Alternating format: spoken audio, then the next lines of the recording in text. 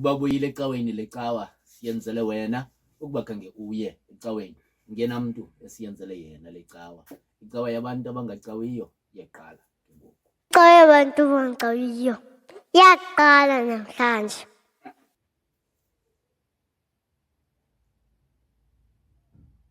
Ofisini yakho uThixo ukhona nasendlini yakho, ukhona nasemotweni yakho, ukhona nasegadini, ukhona nakule ndawo uthi wena indawo engafanelekanga aba bantu balala kupayipi, ukhona kulaa payipi uThixo. Mkhonze ngoba le icawa yabantu abangacawiyo. Mkhonze ngoba le icawa yabantu abangacawiyo. Masithabathe ithuba ke bazalwane sibulise kumntu wonke osibukeleyo kwindawo zonke enisibukeleni kuzo. Sibulise kumntu wonke osimameleyo kwindawo zonke enisimamele nikuzo. Siyanamkela kwesi sanamhlanje isiqendu secawa yabantu abangacawiyo. Igama lam Ngisihle Bonani, andihambi ndedwa ke ndihamba nalo mkhonzi. Wena mandithathe ithuba ke ndibulise koomama otata obhuti nakoocanga ndinake wonke ke umntu osibukeleyo kwindawo asibukele besimamele kuzo. Lena ke yicawa yabantu abangacawiyo. Igama lam ke ndinguAnelo Kamnguni. Sithemba ukuthi sohlala soncede kufikelele ala xesha lethu lokugoduka. Liyagotywa bawo. Bawo, masithandaze ke. Yise wenkosi yethu nguYesu Kristu, Thixo wethu othandekayo, Thixo onamandla, Thixo owisayo, Thixo wayizolo, Thixo wanamhlanje, Thixo waphakade, Thixo wokhokho bethu, Thixo womakhulu notamkhulu bethu, Thixo wabazali bethu, Thixo weziqu zethu. Sima ke Thixo wethu olungileyo ngale mini yanamhlanje sisiza kuwe Thixo wethu othandekayo. Sizokuma Thixo wethu olungileyo sixele izono zethu Thixo wethu olungileyo. Sizokuma Thixo wethu olungileyo sinendwethi Thixo wethu olungileyo sikuhlazisile Thixo wethu olungileyo salirhuqela eludakeni igama lakho Thixo wethu olungileyo. Ewe ke Thixo wethu olungileyo siyayazi ukubana uthembekile Thixo wethu olungileyo. Siyayazi Thixo wethu olungileyo ukuba xa sisiza kuwe Thixo wethu olungileyo sizibika ukugqwediza kwethu, sizibika Thixo wethu onamandla amakhulu ungenzi kakuhle kwethu. Thixo wethu uthembekile wena ukuba uyasiqolele Thixo wethu olungileyo. Xolela ke Thixo wethu olungileyo ukugqwediza kwethu.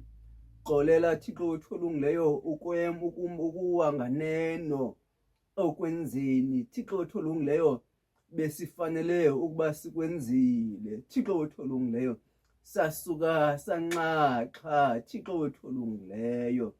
Kaloku Thixo wethu wena usisithelisile okanye Thixo wethu olungileyo usisithelise kancinci kubuthixo bakho Thixo wethu olungileyo.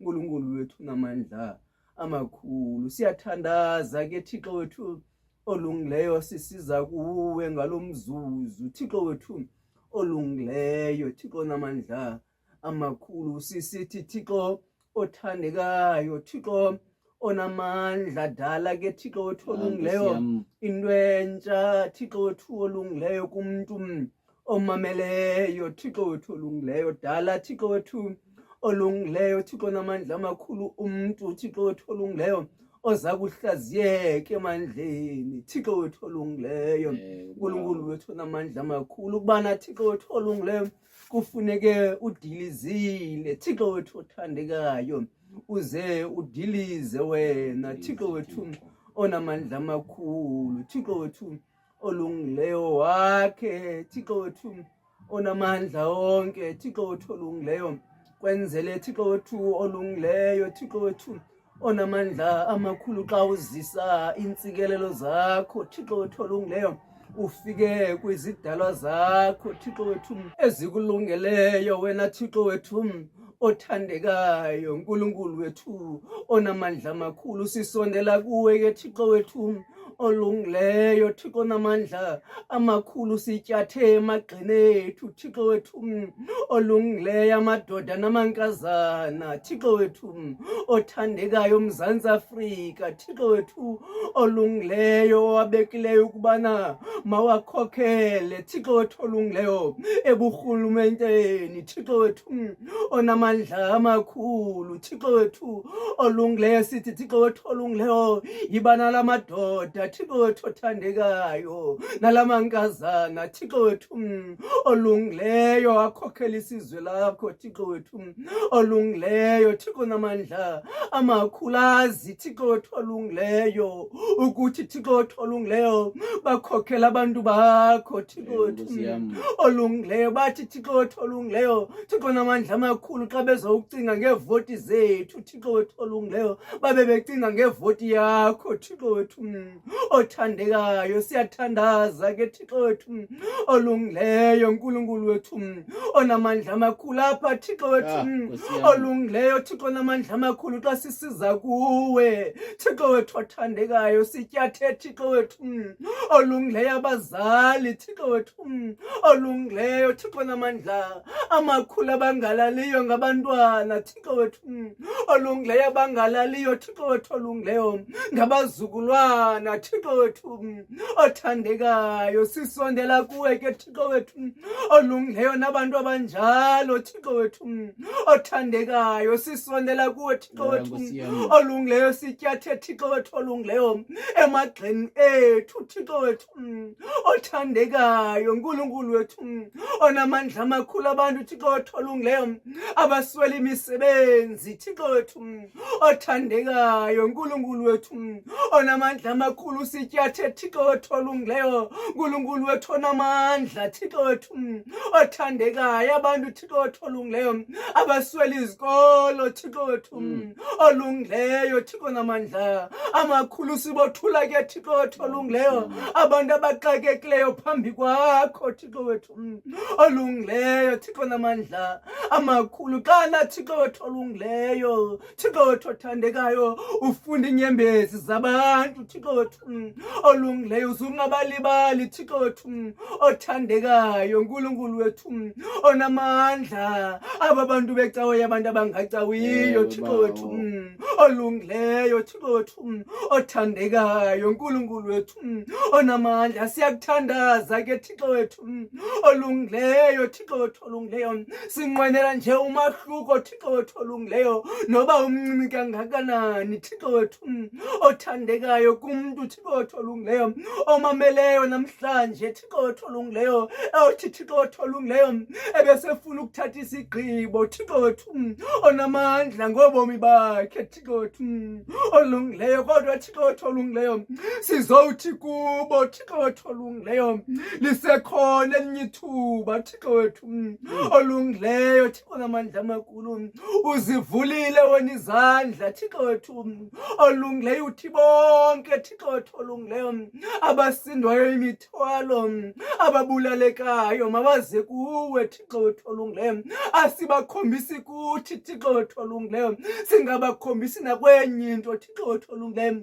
kodwa sibakhombisa kuwe Thixo wethu othandekayo njengoThixo ke okhathalayo bonakalisa ukukhathala kwakho Thixo wethu olungileyo Nkulunkulu wethu namandla amakhulu ube nalo mzalwane Thixo wethu olungileyo Nkulunkulu wethu olungileyo Thixo namandla amakhulu ozothi Thixo wethu olungileyo atyhilile izwi lakho Thixo wethu olungileyo Thixo namandla ngumsikelele ke Thixo wethu othandekayo usikelele imithandazo ezothi wapha Thixo wethu olungileyo usikelele Thixo wethu olungileyo nengoma ezizothi ziwapha Thixo wethu olungileyo zithi olungileyo xa zifike ebantwini Thixo wethu olungileyo zifike Thixo wethu olungileyo zenze umahluko kwizahluko Thixo olungileyo, ezingqondweni Thixo olungileyo, ebomini babantu Thixo olungileyo, emiphefumulweni yabantu Thixo olungileyo, enyameni yabantu Thixo olungileyo, emakhayeni abantu Thixo olungileyo, kwiifamily zabantu Thixo olungileyo, kwii-friendship Thixo olungileyo zabantu Thixo olungileyo. Siyakuthandaza ke Thixo olungileyo, sikunika udumo, sikunika imbeko Thixo othandekayo, ngoba zonke ezo zinto zikufanele ngoKristu Nkosi yethu. Amen. Amen. Bawo wethu osezulwini, mawaphathwe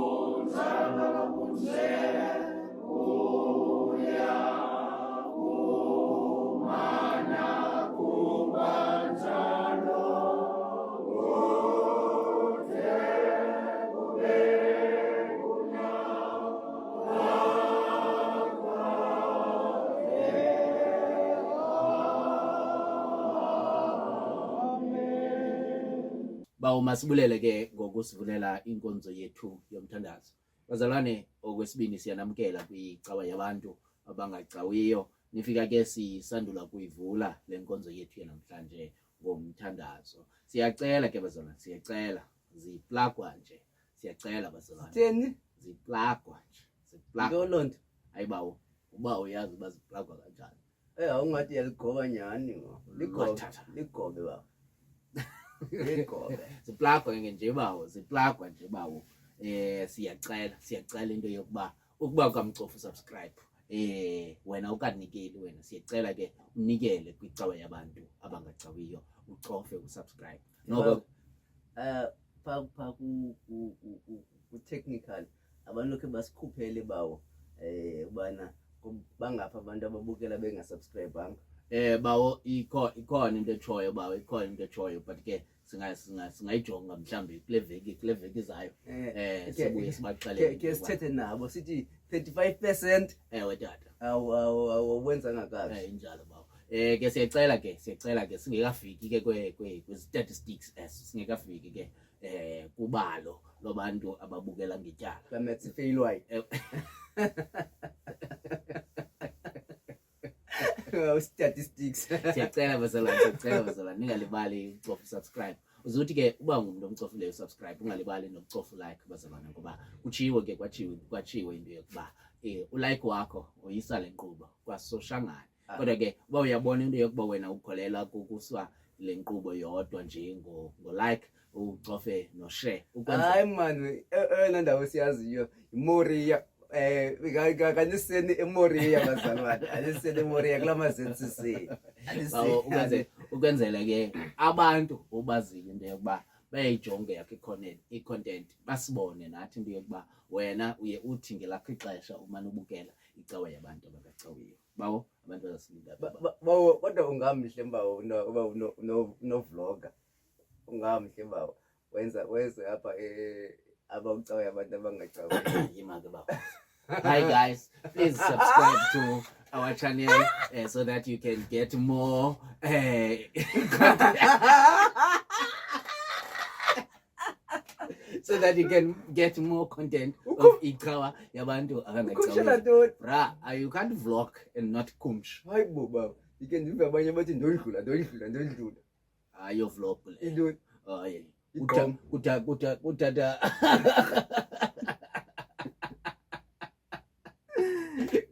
kukutata imifanekiso bawo eshuma. ushukumisa.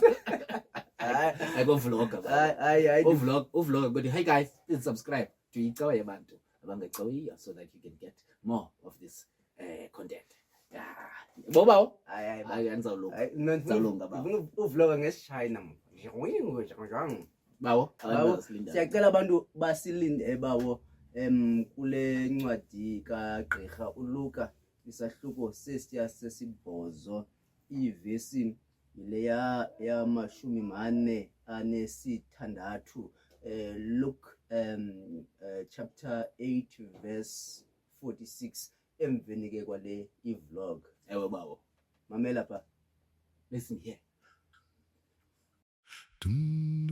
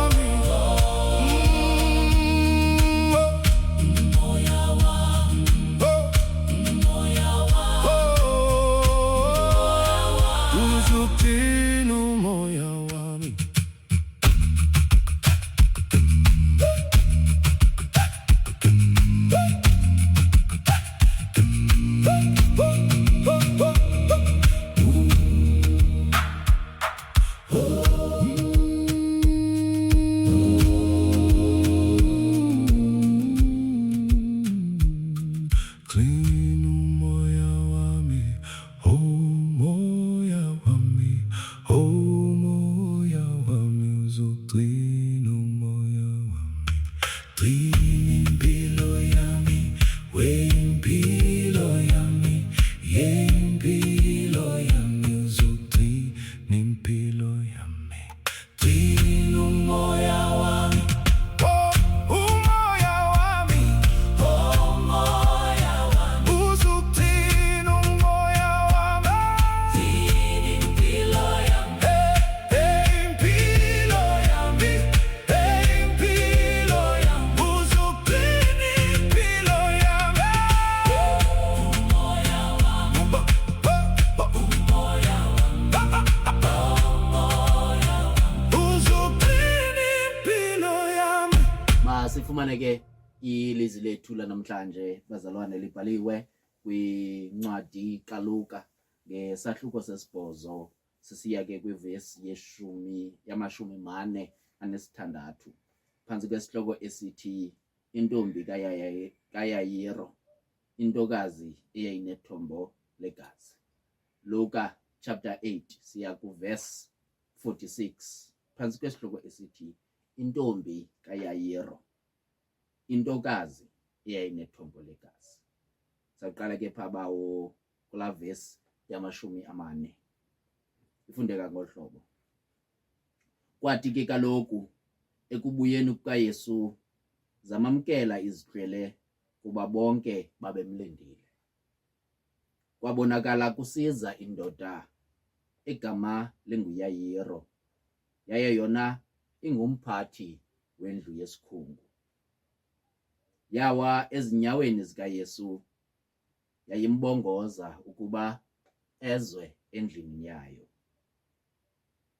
kuba yabe inentombi iyizala iminyaka ngathi 12 izelwe, yaye yona iqhawuka. Ke kaloku ekuyeni kwakhe apho izihlwele bezimxinile. Nentokazi eyayinethombo legazi iminyaka 12 eyayithe yona phezu koko yadleka impahla yayo iphela ngamagqirha ayabanako ukuphiliswa bani. Yeza ngasemva yachukumisa umqukumbelo wengubo yakhe, leqoko kwangoko ithombo legazi. Wathi uYesu, ngubani lo undichukumisileyo? Bakuba bekhanyela bonke. Wathi uPetros nabo babe naye, Mongameli, izihlwele zikuxina zikukhandanisa nje. Uthi na, ngubani lo undichukumisileyo? Uthe ke uYesu, ukho ondichukumisileyo, kuba mna ndiyawazi amandla aphumileyo kum. Eli lilizwi lenkosi. Inkosi mayisikelele ukufunda kwelizwi layo ngoYesu Kristu ngoku nangona phakade. Amen. Amen.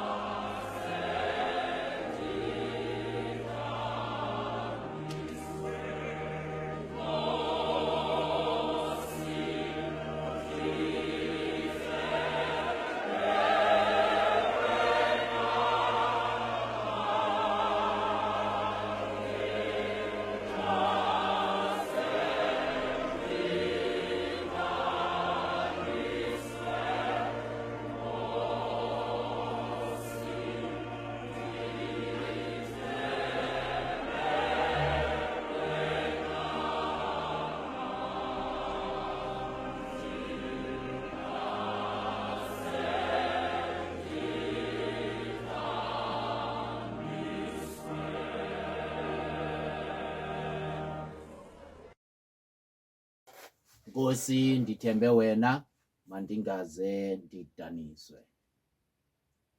Bazalwane, ke silapha kwincwadi kaLuka chapter 8 verse 46. Uthe ke uYesu, ukho undichukumisileyo kuba mna ndiyawazi amandla aphumileyo kum.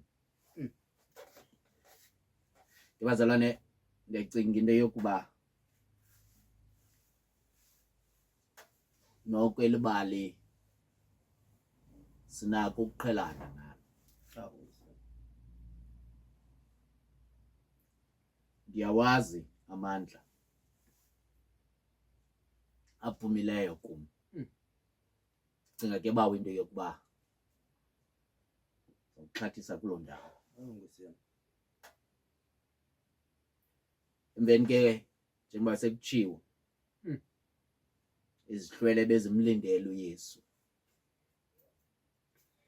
kwafika phambi kwakhe le ndoda uYayiro, kuthiwa yayisisikhulu endlini yesikhulu. Ndiyacinga ke bawumnguni izikhulu ukuba mhlawumbi nje ngabantu abaqhuba lenkonzo yecawa yabantu abangacawiyo, ukuba bekuthiwa abalandeli bethu siyabazi ncakasana, besizawubazi nabalandeli abakhulu kunabanye. Nkosi yami.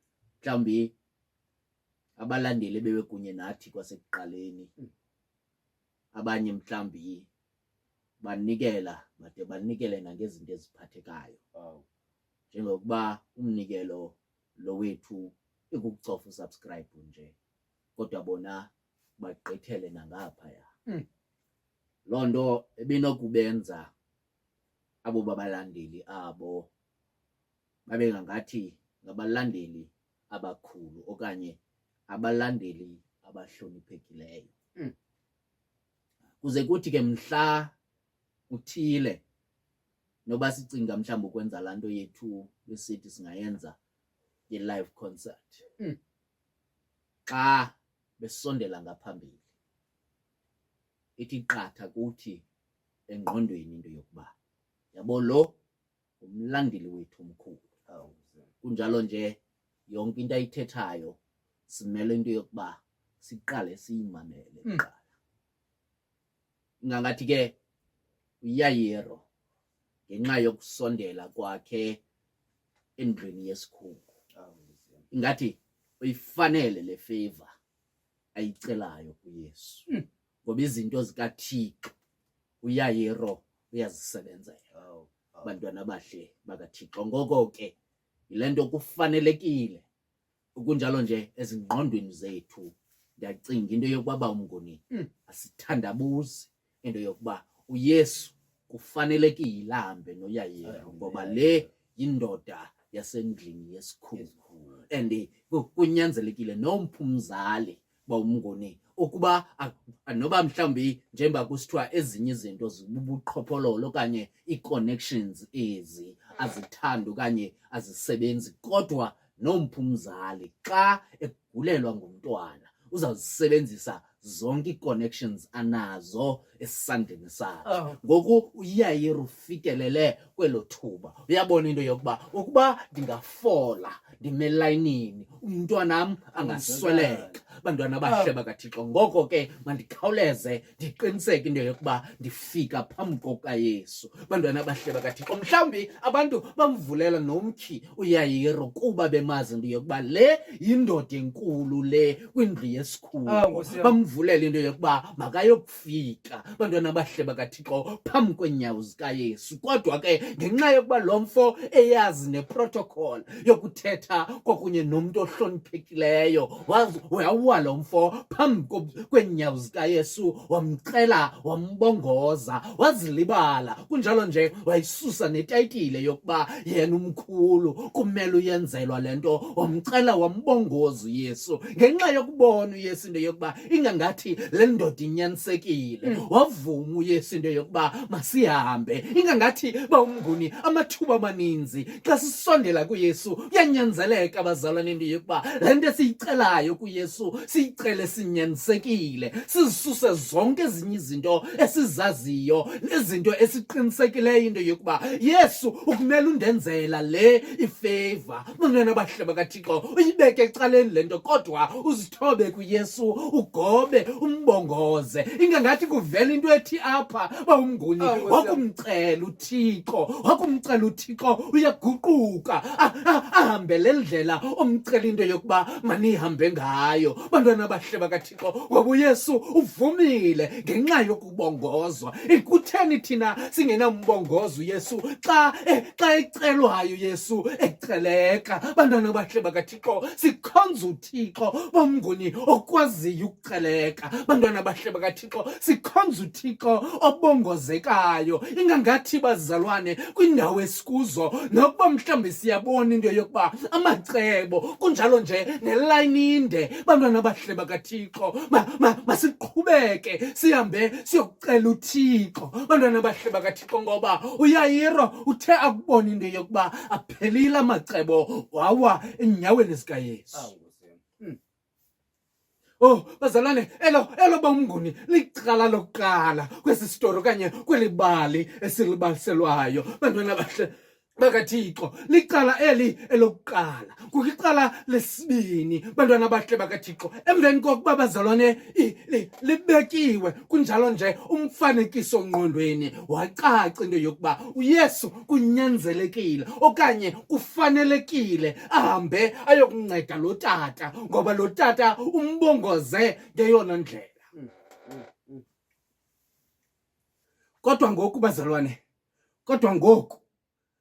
sele sigqibile into yokuba zonke indlela bawumnguni, sele sigqibile into yokuba zonke indlela zikhombe kwaYayiro. Sele siqinisekile bazalwane into yokuba kufanelekile kunjalo nje kumele kuncede uYayiro ngokuba ibali lakhe liyavakala. Le ntokazi kaYayiro kuthiwa ine-12 years okanye isondele phaa kwi-12 years. Bantwana abahle bakaThixo, wonke umntu xa iqonda into yokuba lo mntwana lo usemncinci, ingqondo ithi kufanelekile into yokuba kuyoncedwa lo tata. Bazalwane, kodwa endleleni bazalwane, endleleni bakhona abantu abanengxaki. Sele uYesu esiya kwenye ingxaki, kodwa apha endleleni bakhona abanye abantu abanengxaki. Kunjalo nje nabo kudala belindile, abanye ke sebezame amanye amacebo. Bantwana abahle bakaThixo, apha endleleni kukho enye intombazana bawumnguni ekuthiwa eyayinethombo legazi, kunjalo nje yadleka ngamagqirha nosiyazi izama ukuncedakala. Ngoba bazalwane, xa kunzima okanye xa kunyembelekile kuyanyanzeleka into yokuba siwazama amacebo. Onke siwavayo uve omnye umntu ethi mna ndancedwa into ethile kule nto, ukhawuleze uye kodwa ingakuncedi. Bantwana abahle bakaThixo, kodwa ngoku bazalwane indlela iya kwaYayiro. Le ntombi icinge zona ingxaki zayo zonke, kunjalo nje nokudleka kwempahla yakhe ngenxa yokuba akakwazi ukuncedakala. Aqonda into yokuba ewe bazalwane, indelekhu kunjalo nje kusayoqalwa kwenye indawo. Phambi koba uYesu ancede mna kufuneka ahambe ayokunceda kwenye indawo. Yatyhudisa le ntokazi, bantwana abahle bakaThixo, yachukumisa umqukumbelo wengubo kaYesu. Aphuma amandla kuYesu. Sele siya kwenye indawo uThixo, okanye bazalwane sele siya kwenye indawo uYesu, kodwa wakwazi ukunceda umntu ongabalulekanga ekungayiwa kuye. Asichazelwa ne-background yale ntombi, uziqonde bawumnguni, asichazelwa negama lakheli okanye igama likayise, ngoba lo mntwana wokuqala yena ukwalifaya ngokuba yintombi kaYayiro. Lo asimazi ngenxa yokuba akabalulekanga nokubaluleka oku. Ungumntu nje omane egilana noYesu okanye ogilana nabantu apha endleleni. Asazi nokuba kuvumelekile into yokuba makabe phakathi kwabantu kodwa unethombo legazi. Kodwa uYesu bazalwane, sele kunjalo wava into yokuba ukhona umntu esele ndimncedile ngoku. Bazalwane, sivumelekile into yokuba sizidele bantwana bahle bakaThixo. Kunjalo nje sivumelekile into yokuba singabaluleki phakathi kwabantu esihlala kunye nabo. Kodwa loo nto ayisivaleli bantwana bahle bakaThixo into yokuba singamchukumisi uThixo. uThixo apha okanye uYesu okanye libali bomnguni lesibonakalisa into yokuba kukho amaxesha apho uThixo afokase kwenye indawo, kodwa ngenxa yefocus kaYesu loo nto ayithi omnye umuntu osengxakini akakwazi ukuncedakala.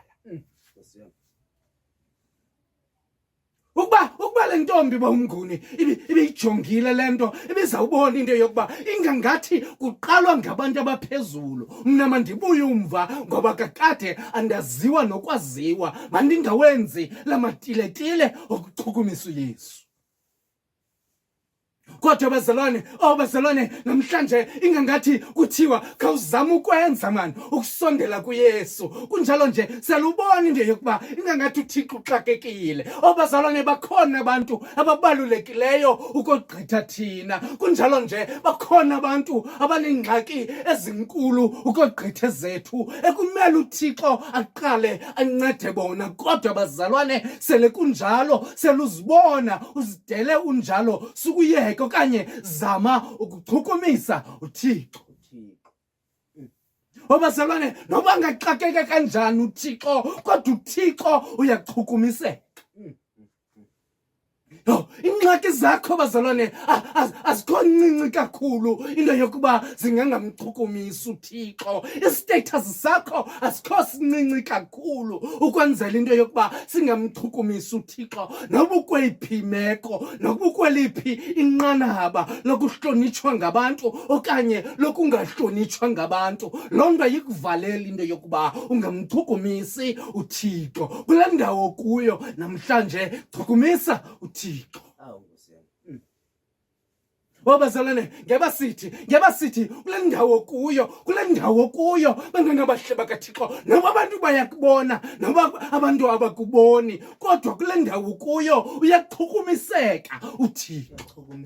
Bazalwane, sikhonza uThixo okuchukumisekayo. Bantwana bahle bakaThixo, kule ndawo bakuhlukumeza ukuyo, sifuna ukuthi namhlanje uThixo uyachukumiseka. Kule ndawo othukwayo nakule ndawo ongabonelwa nto eyiyo, kule ndawo kuyo bazalwane uThixo uyachukumiseka.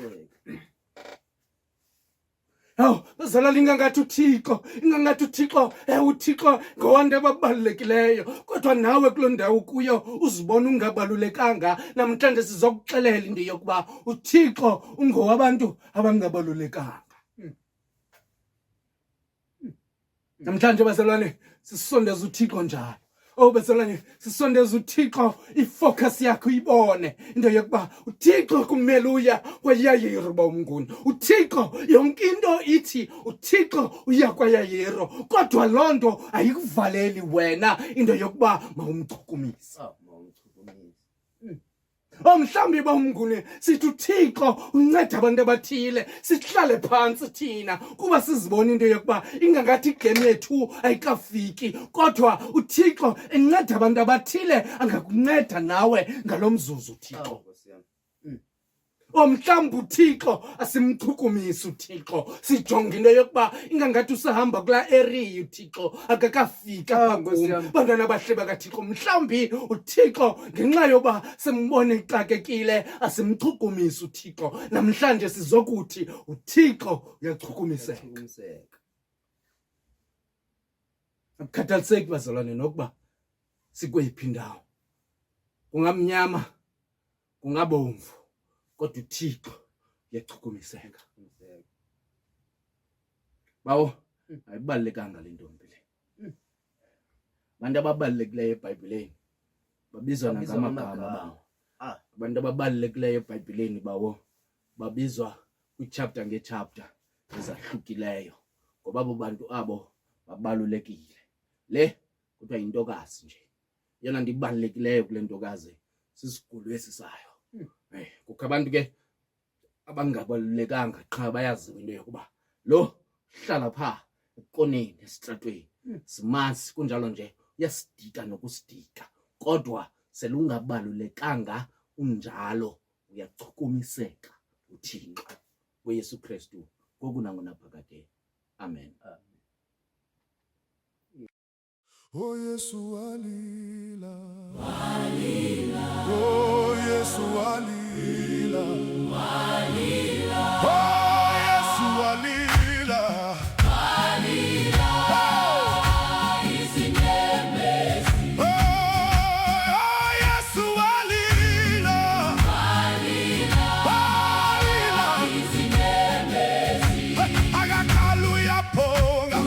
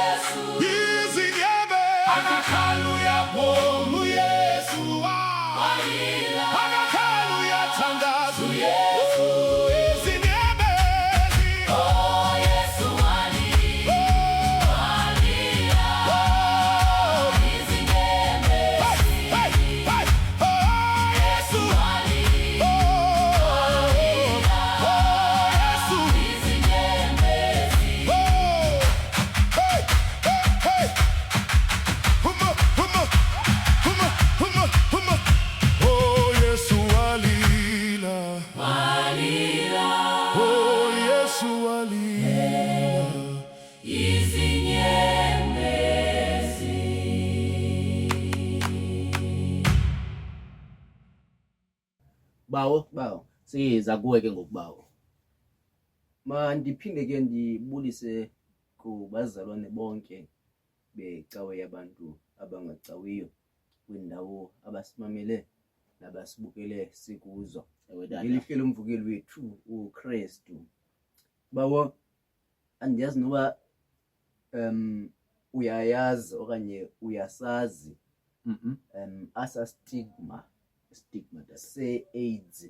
Okay. kaNkosi Johnson. Oh, ewe tata. La AIDS Famous. yayibulala bawo. Bawo. La AIDS xa usiva umuntu esithi unayo awukwazi nokuthi catha ecaleni kwakhe, tata, ngoba woyiswa okanye woyika ukubulawa yi-AIDS ekomnye umuntu kaNkosi Johnson. ewe nkosi yami. Andiyazi ke bawo nokuba mhlawumbi wawukhe apha ekukhuleni wanqandwa uhewulwa komnye womntwana okhoyo apha esitratweni okanye apha ekuhlaleni, kusithiwa akalunganga lowa umntana, suzidibanisa naye. Ewe nkosi yami. Xa uzama ukuqonda ungasifumani isizathu. Andiyazi noba bawo wawukhe wambona umuntu oye entolongweni Ewe tata. ngokubulala okanye ukudlwengula abuye aze ekuhlaleni kuthiwe kubantu bokuhlala zeningatyi naye lowa, Ewe nkosi yami. zeningaseli naye, zeningonwabi nalo, azibone elikheso. Kuba mna ndiyawazi amandla aphumileyo kum. Ewe Nkosi yami. Sizokuthetha nabantu namhlanje abanomdinsa nekheneba phakathi kwabanye abantu. Nkosi yami. Sizokuthethwa nabantu ababekelwe bucala. Ewe Nkosi yami. Sizokuthetha nabantu ekunqandwa omakoti abatsha kuthiwe ungazidibanisi nalowa. Ewe Nkosi yami. Phofu singaziwa nesizathu sokubana kutheni ungandibanisi qha ngumdinsa nekheneba ahamba nalo.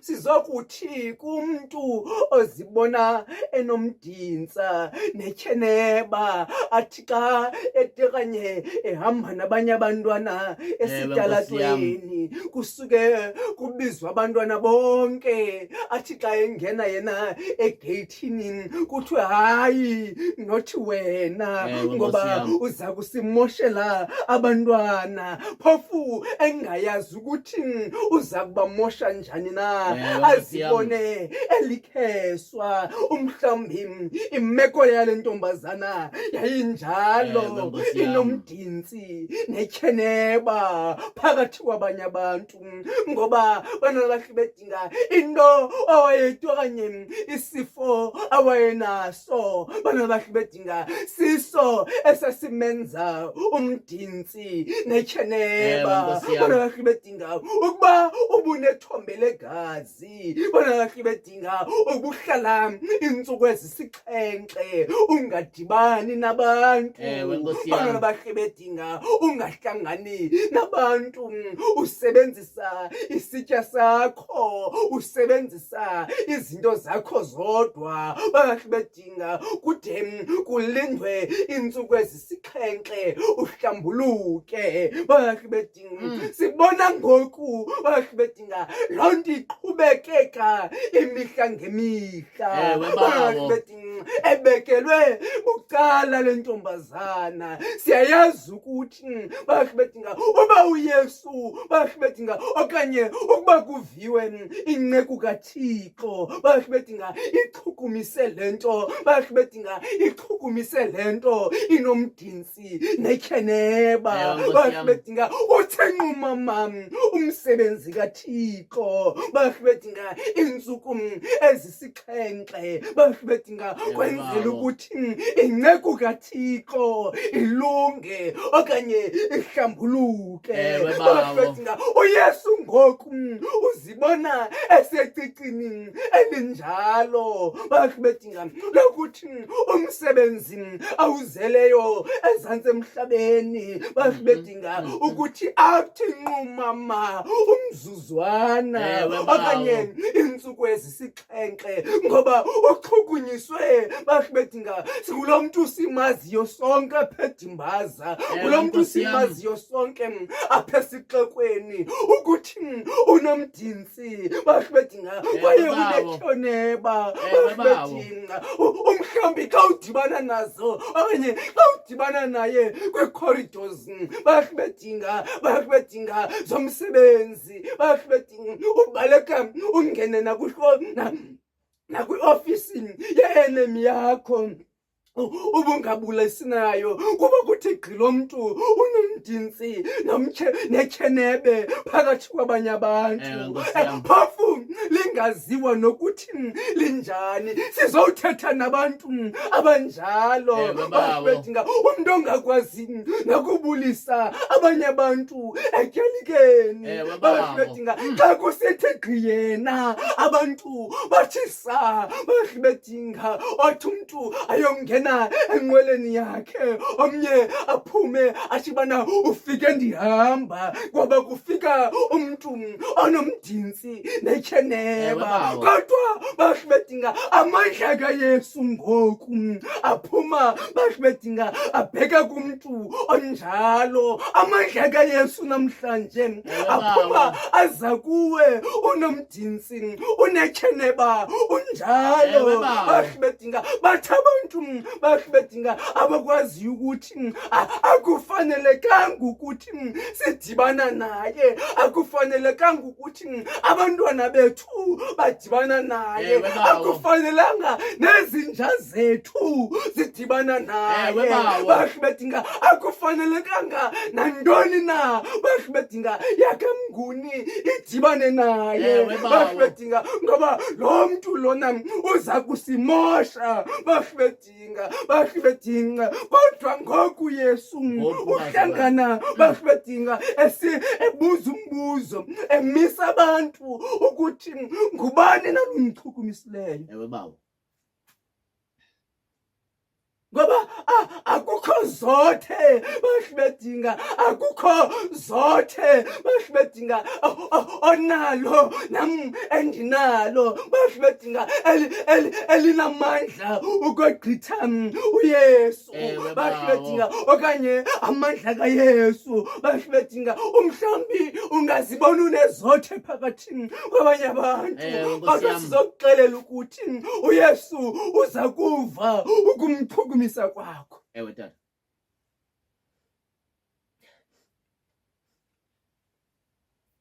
Esi sifo esi Mhm.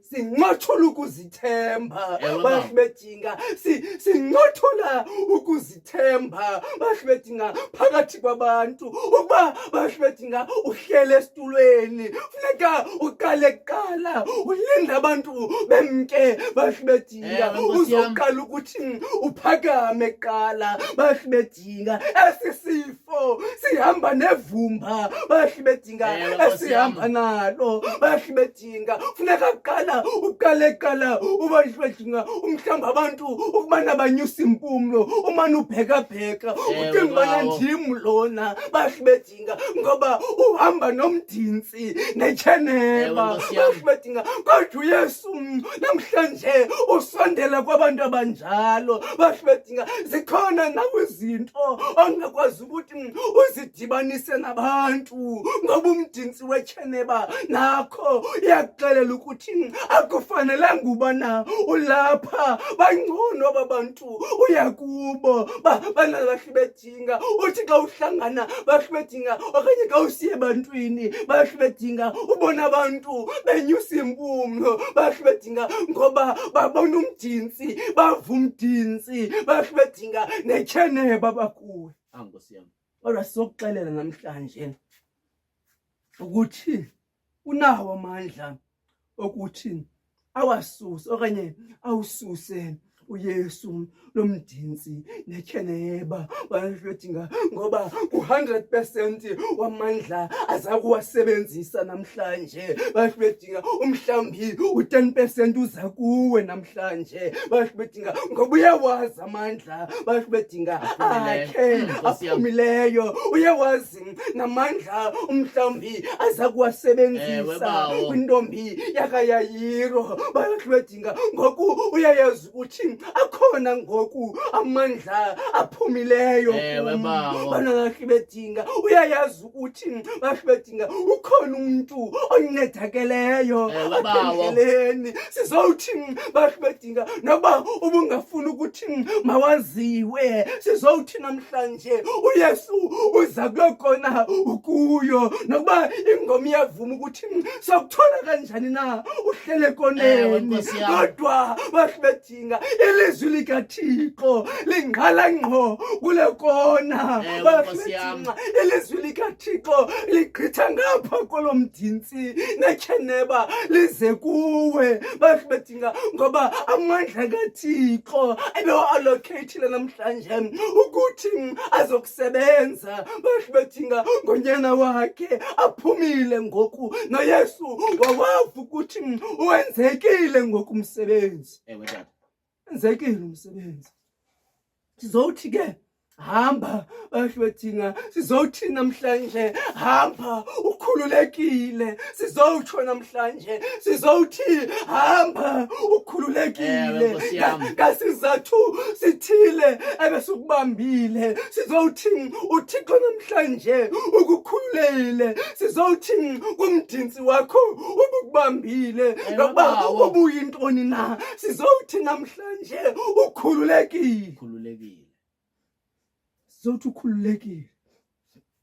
Sizothi khululekile namhlanje Khululekile ngokuchukumisa nje umqukumbe umhlombi bayibethinga kudala uhamba utyeka bayibethinga kodwa namhlanje sizoxela ukuthi bayibethinga ukutyeka kwakho namhlanje imali zakho ebezichithakala bayibethinga zifikelele esiphelweni namhlanje ngoba wenze into enhle namhlanje wachukumisa uYesu wawava amandla aphumile bayibethinga uze kuwe ke ngoku Yesu ukuthi azoqonda ukuthi intoni nalukhathazayo. Nkosi yami. Ngoba uyawazi amandla aphumileyo kuye. Akho ngxaki inkulu xa ifika kuYesu. Ewe bawo. Akho zothe likhulu xa lifika kuYesu. Akho nto mogqithayo, akho nto wogqithayo amandla kaYesu. Sisowutsho namhlanje kumuntu ubusowuncamile usithi noba ndingaya kule kona abantu abandithandi, ndibheke kule ikona abantu bandithanda nje umzuzwana iphinde ivuke laa nto abantu bandivukele. Wena bahle bedinga awukwazi nakufumana umsebenzi uthi sowufumene bahle bedinga ugqothwe ngenxa yesizathu ezingacaciyo uthi ufuna uqala ibhizinesi abantu bangasondeli nokusondela kuwe. Kodwa namhlanje sizowuthi ngawuchukumise umqukumbelo kaYesu uza kuwava amandla aphumileyo kuwe ngoba uze kuYesu namhlanje. Uze kuYesu. Anisikelele ke uThixo. Anithamsanqelise ngoku kude kube naphakade. Amen. Amen.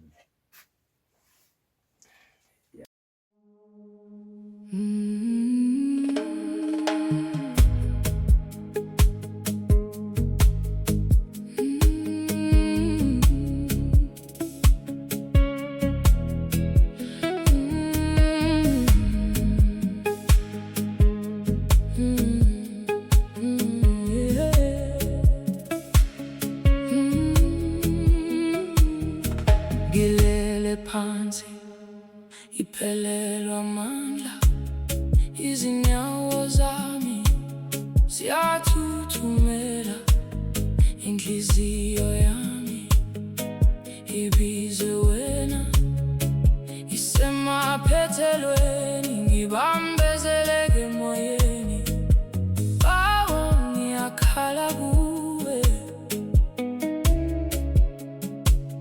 ngisindise namuhla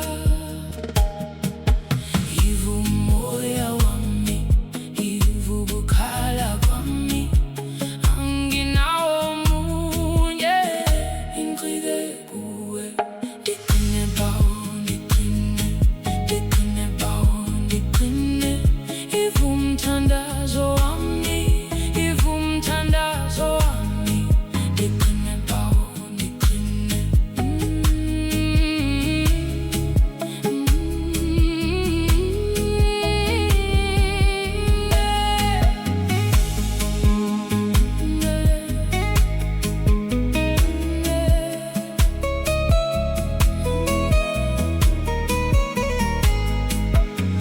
umubusuku babukhulu ngisabamba igama lakho uma izinyembezi zingapheli ngisabheke esandleni sakho angifuni ukulahleka angifuni ukuphuma endleleni bawo ngisondeze kuwe yivu umoya wami yivu kukhala kwami anginawo munye inqike kuwe ndiqine bawo ndiqine bawo ndiqine yivu umthandazo wami yivu umthandazo wami ndiqine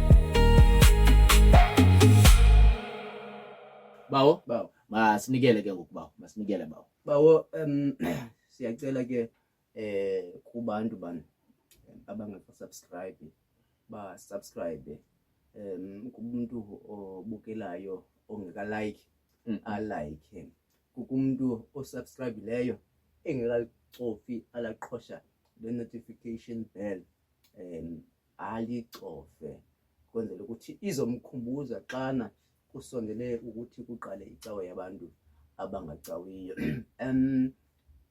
Ayike yabona ke lena nokuba awukazenzi akawukhaba ubaleka usenza leni usharele kuzo zonke ii-platforms okuzo bazalwane kwenzela ukuthi izokhula manje i-platform yethu ibheke kwaSochangane naseMoriya kwindawo ke sihamba kuzo ingabe mhlambi singo-MC emingcwabeni mani, ingabe singo-MC emitshatweni, ingabe singo-MC emigidini ngexesha lemigidi kwiziyolo esihamba kuzo ezirenkini ezibhasini nasezivenkleni mani singatsho ukuthi nalapho kutshiswa khona inyama singatsho ukuthi icawa yabantu abangacawiyo iyafumaneka ku-YouTube ibhexeshwa ke kulo mzalwane wakabonani. Ngamanye amathuba ke shem uyomana umbhaqa ehamba nam u-Anele wakamnguni. Bawo masivala amehlo sivale bawo. Vevele Nkosi yethu Yesu Kristu, uthando lukaThixo, budlelana bomoya ingcwele bungahlala kuthi sonke idibuye Nkosi yethu uYesu Kristu ngoku nangonaphakade. Amen. Amen. Amen, amen, amen, amen, amen, amen, amen,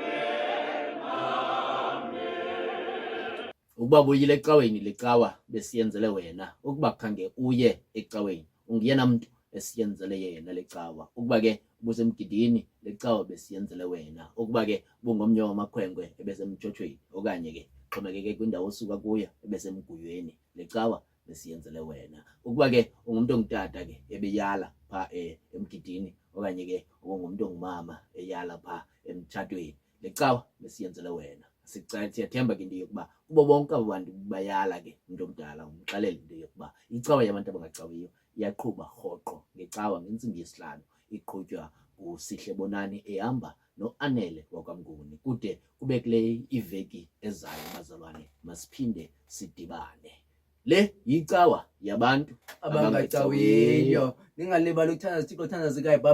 Babayeni, enkosi. Dangu. Yo, Papa yini, papa Take three. yini, papa yini.